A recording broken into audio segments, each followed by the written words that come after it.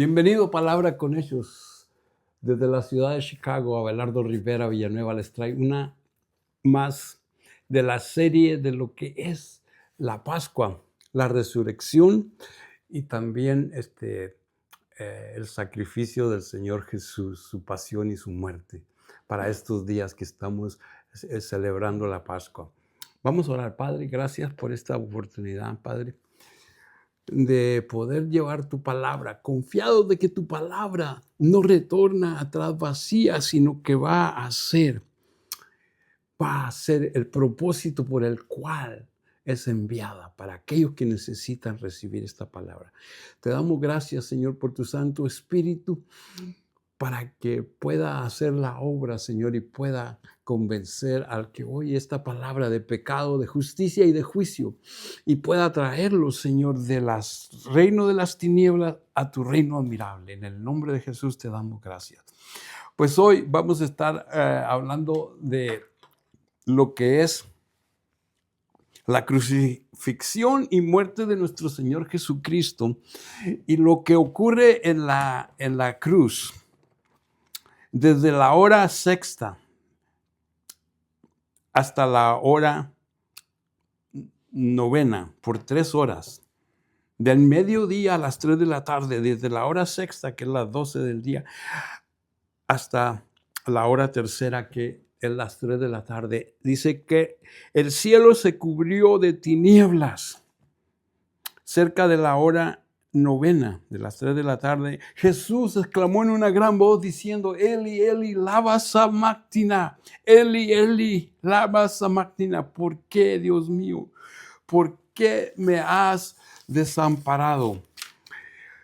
Y algunos de los que estaban ahí decían: está clamando Elías. Y otros decían: vamos a ver si Elías viene a liberarle. El verso 40. Mas Jesús, habiendo otra vez clamado en gran voz, entregó su espíritu. Y aquí fue cuando muere, el Señor muere, entrega su espíritu. Verso 50. Pero fíjese lo que ocurre con la muerte de nuestro Señor Jesucristo. Dice que el velo del Santísimo, del lugar santísimo, se rompe de arriba hacia abajo, donde solo tenía entrada el sumo sacerdote una vez al año para expiar por los pecados del pueblo. Ahora se rompe ese velo a la pura hora en la que Jesús entregó el Espíritu, cuando en una gran voz, clamando en gran voz, entregó su Espíritu. Y el velo del templo se rasgó en dos, de arriba abajo. La tierra tembló y las rocas se partieron. Muy interesante, mire cómo empezó a reaccionar la naturaleza con la muerte del Mesías. El velo del templo se rasga de arriba abajo. La tierra tembló y las rocas se partieron. Pero también el verso 52 nos dice algo muy profundo. Dice que se abrieron los sepulcros. Y muchos de los cuerpos que estaban ahí, de los que habían muerto, se levantaron, resucitaron. Con la muerte del Mesías resucitaron. Pero mire lo que dice el verso 53. Dice que saliendo de los sepulcros, después de la resurrección, ahora vamos a ver qué sucede después de la resurrección. Porque Jesús vino a cumplir 4 fiestas, que son las fiestas de Jehová, no las fiestas de los judíos, son las fiestas de Jehová para su pueblo elegido. Y las 4 fiestas pues son lo que es la Pascua, lo que es los panes sin levadura, lo que es los primeros frutos, y estos que resucitaron junto con Cristo cuando se abrieron los sepulcros, cuando Él entregó su espíritu, que el velo del templo se rasgó de arriba abajo, que la tierra tembló y hubo tinieblas por 3 horas. Las rocas se partieron y los sepulcros se abrieron para que resucitaran los muertos. Pero dice que no salieron de sus sepulcros después de la resurrección y vinieron a la ciudad santa y aparecieron a muchos. Increíble aquí cómo está. Con la muerte de nuestro Señor Jesucristo, fíjese cómo reaccionó la naturaleza. Y para eso, pues vámonos a ir a Romanos. Romanos 8, Romanos 8, del verso 19 en adelante, el capítulo 8, porque el anhelo ardiente de la creación es aguardar la manifestación de los hijos de Dios, porque la creación completa fue sujeta a vanidad. Dice que por el pecado de Adán, la tierra quedó maldita y solo producía espinos y cardos. Y dice, y desde ahora tendrás que labrar la tierra y comerás con el sudor de tu frente, porque el pecado también maldijo la tierra y la tierra quedó sujeta. Y no solamente la tierra, sino toda la creación está guardando la manifestación de los hijos de Dios, porque la creación misma fue sujetada a vanidad, pero no por su propia voluntad, sino por el pecado, por la caída del pecado del hombre, sino a causa de aquel que la sujetó en esperanza, porque también la creación misma será libertada de la esclavitud de la corrupción. Mire qué interesante aquí, cómo al morir Jesús en la cruz en Mateo, en el capítulo 27 del 50 y el 52, dice que entregando el Espíritu se rasgó el templo. Hubo tinieblas por 3 horas. La tierra tembló y las rocas se partieron y se abrieron los sepulcros. Pero muchos de los cuerpos que habían dormido se levantaron y saliendo de su sepulcro después de la resurrección. O sea, que los sepulcros se abrieron cuando Cristo murió, pero no salieron para verse en la santa ciudad de Jerusalén, que se aparecieron a muchos hasta que Cristo resucitó de entre los muertos. Y cuando Él estuvo colgado en la cruz, dice que el anhelo ardiente de la creación es aguardar la manifestación de los hijos de Dios, porque Dios vino a liberar solamente con su muerte y su resurrección a los descendientes de Abraham. Y nosotros, aunque somos gentiles, no somos judíos, somos descendientes de Abraham, seguimos las pisadas de fe de nuestro padre Abraham. Y con eso nos justifica el Señor, porque creemos que como Abraham sacrificó a Isaac en el monte Moría, y 2000 años después, en el mismo monte Moría, es donde es el mártir del Gólgota, es donde Jesús fue crucificado en la cruz. Es en el monte de las calaveras, el mártir del Gólgota, en el mismo lugar donde Abraham 2000 años antes sacrifica a su hijo, su único hijo de la promesa, a Isaac, para que en esa obediencia, dice, que fuéramos benditos todas las naciones de la tierra, que esperábamos la redención por medio de Jesucristo. Pero la naturaleza solamente probó la sangre de Cristo. La tierra solamente probó la sangre de Cristo cuando la derramó en el Calvario. Por eso dice que está guardando la manifestación de los hijos de Dios, porque fue sujeta a vanidad. Dice, también la creación misma será libertada de la esclavitud de corrupción a la libertad gloriosa de los hijos de Dios.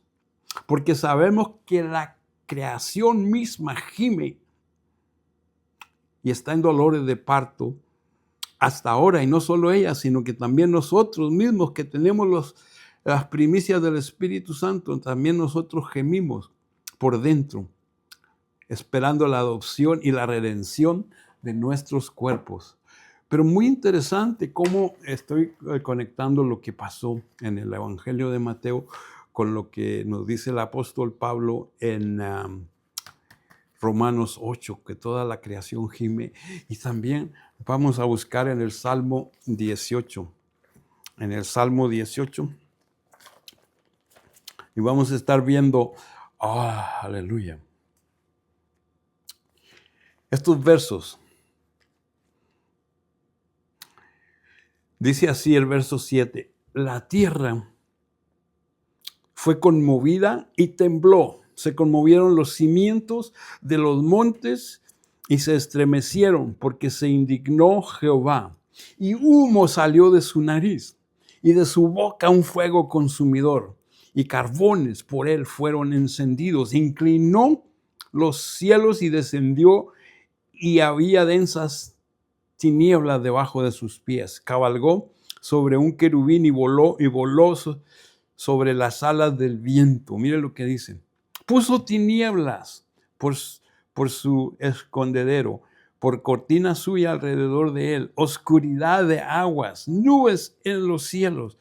Estamos viendo nubes cilíndricas, según los meteorólogos, que están diciendo que nubes cilíndricas cubren a muchos estados grandes. Por el resplandor de su presencia, sus nubes pasaron. Granizo y carbones ardientes. Tronó en los cielos Jehová, y el Altísimo dio su voz. Granizo y carbones de fuego. Esto escrito hace 3,000 años, 1,000 años antes de Cristo. Parece que está describiendo muchas de los reportes meteorológicos que estamos viendo la semana pasada y cómo cubren esas nubes cilíndricas y todas esas tormentas que traen relámpagos y que traen destellos, y envió sus saetas y las dispersó. Entonces aparecieron en los abismos de las aguas y quedaron descubiertos los cimientos del mundo. A tu reprensión, oh Jehová, por el soplo del aliento de tu nariz. Mire cómo el Señor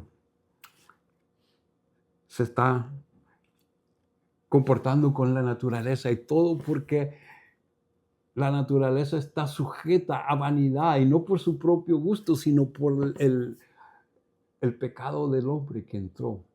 Pero está esperando la manifestación de qué vamos a hacer los hijos de Dios, porque la naturaleza, la creación misma sabe y entiende y está buscando qué es lo que vamos a hacer los hijos de Dios, porque dice que estamos sujetos a esa esperanza de que Dios, pues de alguna forma tenga misericordia de nosotros.